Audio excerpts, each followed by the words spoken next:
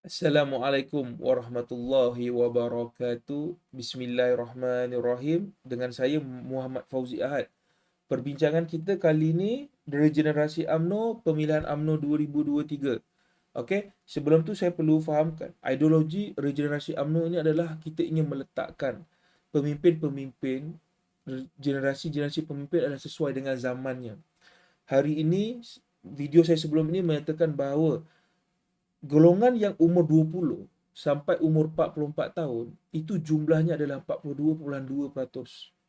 Berbanding yang umur 45 ke atas, 45 ke atas dan semua, maksudnya 45 sampai ke atas sampai 100 pun hanya ada sekitar 26%. Maksudnya adalah kelompok ataupun komposisi penduduk itu hari ini didominasi oleh generasi X, Y dan Z. Okey. Dan itu dalam margin umur sekitar 20 tahun hingga 44 tahun, iaitu ada 24 tahun. Dia punya range 20 hingga ke 44 tahun adalah 24 tahun.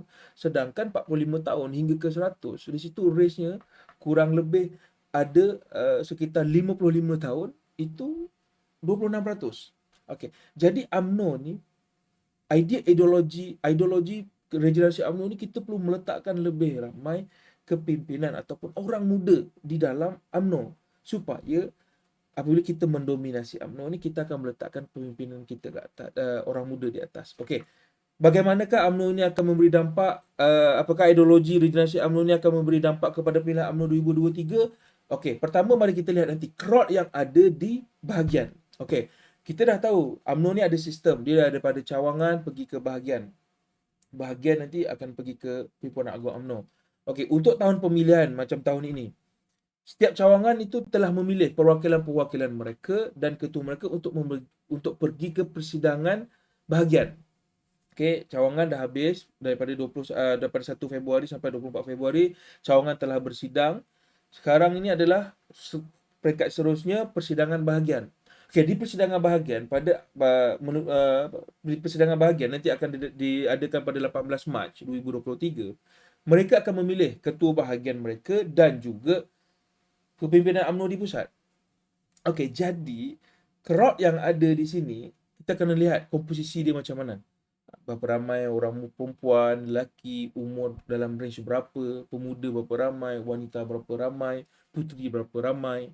Okey? Itu satu, crowd yang akan ada nanti. Kedua, calon yang menawarkan diri ni, yang nak bertanding ni. Tak kisahlah sama ada dia muda ke, terlebih muda ke, siapa saja. Dan untuk pencalonan juga, adakah mereka mencalonkan diri untuk jawatan-jawatan yang strategis?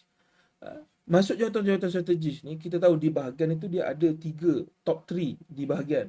Kita ada ketua bahagian, kita ada timbalan ketua bahagian dan kita ada naib ketua bahagian.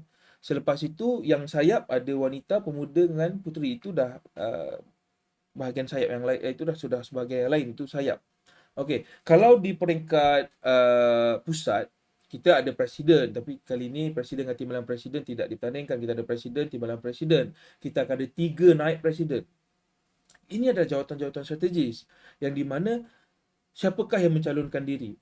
Okay, pastinya yang mencalonkan diri harus mengetahui kekuatan dia. Jadi untuk regenerasi UMNO ini, jika kita mempunyai sebuah dominasi di peringkat cawangan, crowd yang saya cakap tadi, crowd ini didominasi oleh orang-orang yang muda daripada generasi X, Y dan Z.